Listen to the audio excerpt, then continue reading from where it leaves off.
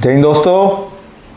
1 April 2026 यानी yesterday, कल से बहुत सारी चीज़ें इस देश के अंदर चेंज हो गई है। मैंने सोचा फौजी भाइयों को अवेयर करवा देता हूं कि कौन कौन सी चीज़ें चेंज हो गई है। तो सबसे पहले, जैसा कि आप स्क्रीन पे देख रहे हैं, 10 important financial changes with effecting from 1 April 2026। तो सबसे पहला पॉइंट है हमारा, नंबर 1 है न्यू इनकम टैक्स लॉ। जैसा कि आप जानते हैं, हमारे देश के अंदर 1961 से जो इनकम टैक्स एक्ट था वो चल रहा था, जो कि 1961 में बना था। तो उसको अभी रिप्लेस कर दिया है हमारा नया लॉ, जो कि है इनकम टैक्स लॉ 2025। ठीक है। अभी और क्या क्या चेंजेस हुए हैं इसके अंदर, इनकम टैक्स से रिलेटेड चेंजेस बता देता हूं। हम जब भी फॉर्म भरते थे तो हम एक चीज डाउट में रहते थे कि भैया कौन सी फाइनेंशियल ईयर है और कौन सी असेसमेंट ईयर है। जैसे कि हम जिस साल का इनकम टैक्स भर रहे हैं, है ना, और जैसे कि 2000 अभी 26 है, अभी जब भरेंगे तो हमारा जो फाइनेंशियल ईयर होता था 2025-26 होता था, लेकिन उसका असेसमेंट जिस साल में होता था उसको असेसमेंट ईयर बोलते थे, AY। तो अभी जब भरेंगे तो हमारा असेसमेंट ईयर होगा 2026-27। तो काफ़ी लोगों को, काफ़ी रिटायर्ड लोगों को या काफ़ी सैलरी वाले जो लोग हैं उनको इनकम टैक्स के इस डबल ईयर वाली जो टर्मिनोलॉजी है ना, इससे कंफ्यूजन होता था। तो इसको अभी गवर्नमेंट ने चेंज कर दिया है। अभी ये FY फाइनेंशियल ईयर और AY असेसमेंट ईयर चेंज होके अभी एक ही नाम आ गया, सिंगल। क्या नाम आ गया है? Tax year. ठीक है।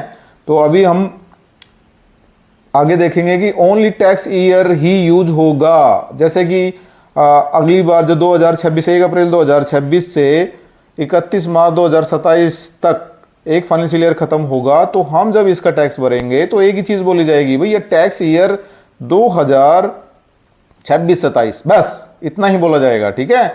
ये असेसमेंट ईयर, फाइनेंशियल ईयर, ये कंफ्यूजन खत्म, ओनली अब टैक्स ईयर होगा। ओके। उसके बाद एक चीज और, जो आपके कोड्स हैं, इनकम टैक्स कोड्स हैं, दे विल बी चेंज्ड। ठीक है। तो काफ़ी चीज़ें इसमें चेंज होने वाली है और इनकम टैक्स फिलिंग भी सरल होने वाला है। आपकी मैक्सिमम कैलकुलेशन अपने आप होके मिलेगी आपको। ठीक है। उसके बाद दूसरे चेंजेस, फाइनेंशियल के दूसरे चेंजेस, वो भी अपने इनकम टैक्स से जुड़े हुए हैं। उसमें आप देखेंगे कि हायर टैक्स रिबेट बेनिफिट। तो जैसा भी आप जानते हैं, गवर्नमेंट ने पिछले साल अनाउंस किया था, जो कि 2026 से लागू होने थे, 1 अप्रैल 2026 से, क्या कि अभी आपको जो आपका रिबेट है वो 12 लाख रुपए तक मिलेगा और सैलरी पर्सन को 12.75 यानी कि 13.25 लाख तक मिलेगा। 75,000 क्या है? स्टैंडर्ड डिडक्शन है। तो 12.75 लाख का हमें अभी स्लैब मिलेगा, जिसके हमारे ऊपर टैक्स रिजीम मिलेगी, जिसमें हमारे ऊपर कोई टैक्स नहीं लगने वाला, है ना, किसी के ऊपर भी, जिसकी इनकम इसके लिमिट के अंदर होगी। उसके अलावा, और ये रिबेट किसके होएगा? Section 87A। ठीक है। 87A के अंदर ये जो रिबेट है वो हमें मिलने वाला है। अदरवाइज यहाँ पे 10% लगने वाला है। अगर हमारी इनकम 12.75 से ज़्यादा लाख से ज़्यादा हो गई, है ना, 13.25 लाख से ज़्यादा हो गई, तो हमारे ऊपर इस वाले अमाउंट के ऊपर जितना ये अमाउंट बना, इस पर 10% लगने वाला है। लेकिन अगर हमारी जो सैलरी है वो इससे नीचे नीचे रही, 12.75 से नीचे रही, तो हमारा कितना लगने वाला है? नील, क्योंकि रिबेट मिल जाएगा 87A के तहत। ठीक है। अब आओ पॉइंट नंबर 3। पॉइंट नंबर 3 में आया है कि चेंजेस इन TDS फॉर्म्स। अभी जो TDS फॉर्म है उनके अंदर भी चेंज है। जैसे कि हम सैलरीड पर्सन है, कोई भी सैलरी पर्सन होता है तो उसको फॉर्म 16 और 16A 2 मिलते थे। 16A नॉन सैलरीड के लिए होता है और 16 सैलरीड के लिए होता है। तो इसका नाम भी, अभी नंबर भी चेंज हो गया है, नाम भी चेंज हो गया, मतलब इसको अभी फॉर्म 130 और 131 बोला जाएगा। ठीक है। पहले 16 और 16A था, अभी ये 130 और 131 हो गया है। ठीक है। उसके बाद टाइमलाइन है वो भी इंक्रीज की है इन्होंने, स्मूदर की है, कब तक आपको टैक्स भरना है वो भी स्मूदर की है। तो ये थी इनकम टैक्स से जुड़ी हुई चीज़ें। अभी हम चलते हैं अपने चौथे पॉइंट की तरफ। चौथा पॉइंट बहुत इंपॉर्टेंट है, ये पैन कार्ड से जुड़ा हुआ है। आपको बता देना चाहता हूं कि Aadhaar card will not be accepted now as the age proof. Age proof के रूप में आधार कार्ड अब पैन कार्ड बनाते हुए यूज नहीं होगा। आपको 10th का सर्टिफिकेट या फिर जो आपका बर्थ सर्टिफिकेट होता है बच्चे का या आपका, वो देना होगा as a birth proof, age proof, ठीक है। आधार सिर्फ एड्रेस प्रूफ के तौर पे ही माना जाएगा, ठीक है। उसके बाद हाँ यही लिखा हुआ है, पासपोर्ट भी दे सकते हो, 10th सर्टिफिकेट भी दे सकते हो। उसके बाद पैन से जुड़ा हुआ एक चीज़ और बता देता हूँ कि अब आप 20 लाख से ऊपर की प्रॉपर्टी या लेन देन करते हो तो आपको पैन कार्ड देना होगा। और कोई एचआरए क्लेम करता है तो वो जो ओनर होगा प्रॉपर्टी का उसका पैन देना होगा आगे से। इनकम टैक्स में कोई एचआरए का क्लेम कर रहा है तो जिसको वो रेंट दे रहा है ओनर का पैन कार्ड देना होगा। तो ये रूल थोड़े से सख्त हो गए हैं अभी आते हैं हम पॉइंट नंबर 5 पे, LPG price to be revised.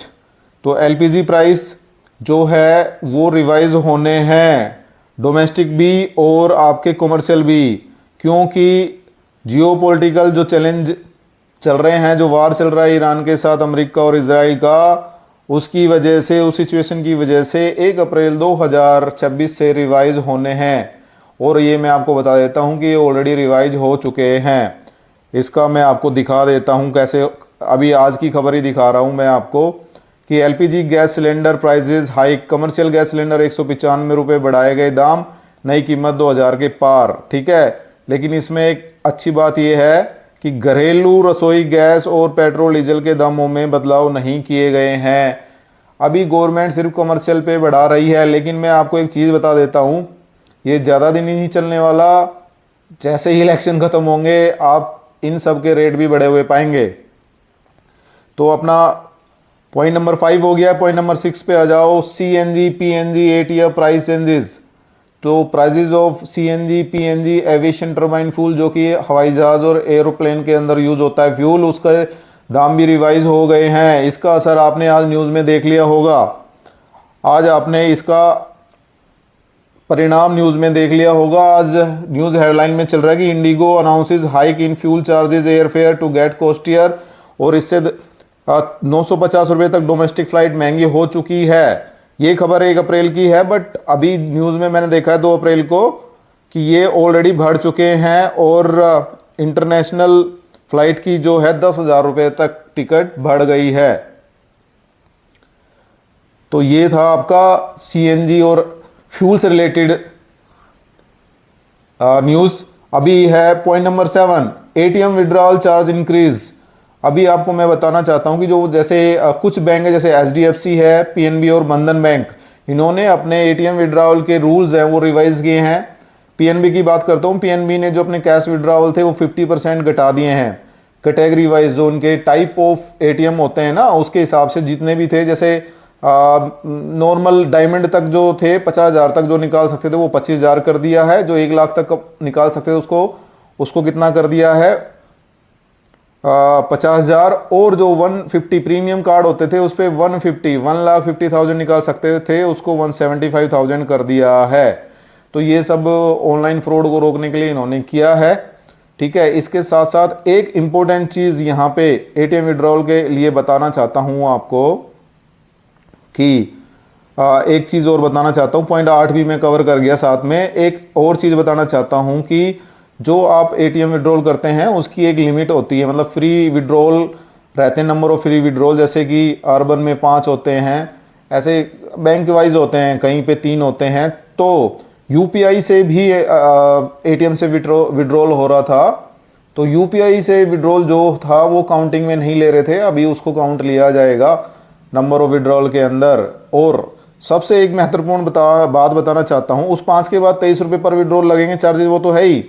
एक सबसे इंपॉर्टेंट बात बताना चाहता हूँ कि अगर आप एटीएम से विड्रॉल करते हैं और आपके खाते में पैसे नहीं हैं तो 25 रुपये आपके चार्जेस लगने वाले हैं, शुल्क लगने वाला है, ये ध्यान रखना। तो पॉइंट नंबर 7 8 कवर हो गया। Point number 9, stricter train ticket cancellation rule. 1 April 2026 से जो ट्रेन की कैंसिलेशन रूल है वो स्ट्रिक्ट हो गए हैं, ठीक है। अभी आपको जीरो रिफंड मिलेगा अगर 8 घंटे के डिपार्चर से 8 घंटे के अंदर अंदर आपने कोई कैंसिलेशन किया। तो ये पहले 4 घंटे था, मतलब 4 घंटे से पहले कर लिया तो कुछ रिफंड मिल जाता था। अभी 8 घंटा कर दिया है, 8 घंटे के अंदर अंदर अगर ट्रेन डिपार्चर से 8 घंटे पहले तक अब अगर आप कोई ट्रेन की टिकट को कैंसिल करते हैं तो आपको जीरो मिलेगा रिफंड। ठीक है, अर्लियर ये क्या था, 4 घंटे था। नंबर 10, ये ट्रेन की टिकटों से जुड़ा हुआ है कि रिफंड के जो रूल्स हैं वो चेंज हो गए हैं। अभी 8 घंटे से 24 घंटे के अंदर, डिपार्चर से 8 घंटे से 24 घंटे के अंदर अगर आप ट्रेन का टिकट का कैंसिलेशन करते हो तो 50% रिफंड मिलेगा। और अगर आप 24 घंटे से 72 घंटे के दौरान करते हो तो आपको 25% आपका डिडक्शन हो जाएगा। ठीक है, और 72 घंटे से पहले, ठीक है, यानी 3 दिन से पहले तक करते हो, डिपार्चर के 3 दिन पहले आप विड्रॉल करते हो तो आपको नॉर्मल जो भी उनका चार्जेस लगना है वो लगेगा और आपको मैक्सिमम रिफंड मिलेगा। तो ये 10 पॉइंट तो थे। इसके अलावा 1 पॉइंट और है इंपॉर्टेंट, एक पॉइंट और है जिसमें दो बिंदु हैं। तो एक है टोल टैक्स से रिलेटेड। तो टोल पे मैं आपको बता देता हूं। सबसे पहले टोल पे अभी कैश नहीं देना है, टोल पे सब अब ऑनलाइन हो गया है। आपको अभी कैश वहाँ नहीं चलेगा 1 अप्रैल 2026 से। अगर किसी के पास फास्टैग नहीं है तो उसको अब यूपीआई पेमेंट करना पड़ेगा या कार्ड से पेमेंट करना पड़ेगा। ठीक है, नंबर 1। नंबर 2, अभी टोल के ऊपर जो फ्री पास बनता था एनुअल 3,000 रुपये का, वो महंगा हो गया है 3,075 रुपये, यानी 75 रुपये बढ़ गए हैं अभी। ठीक है, तो ये रूल्स, ये नए रूल्स आए हैं 1 अप्रैल 2026 से। ये आम जनता को प्रभावित करने वाले हैं और जितने भी रिटायरीज हैं उनको भी प्रभावित करने वाले हैं, देश का हर नागरिक को प्रभावित करने वाले हैं। तो मैंने सोचा मैं आपको इसकी जानकारी दे देता हूं। तो ऐसे ही अपडेट्स पाने के लिए आप जुड़े रहिए। जुड़ने के लिए सब्सक्राइब करना पड़ेगा, तो करिए। धन्यवाद। जय हिंद।